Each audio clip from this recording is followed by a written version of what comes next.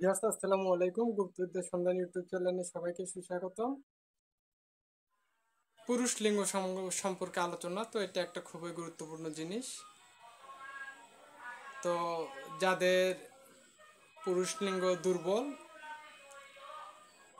হাতিসুরা গাছ আছে, সবাই চিনবেন, অথবা ইউটিউবে সার্চ দিবেন, আপনারা পেয়ে যাবেন হাতিসুরা গাছ। এই গাছের শিকড় প্রতিদিন সকালবেলা তুলবেন,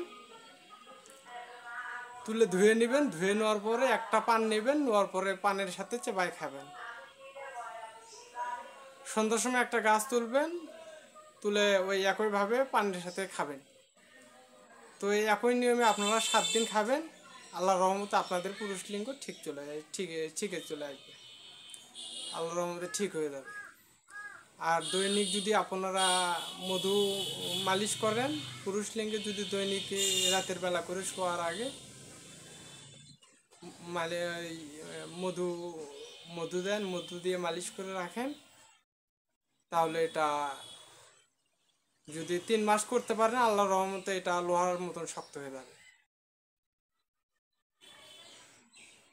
তো সবাই ভালো থাকবেন, সুস্থ থাকবেন। আসসালামু আলাইকুম।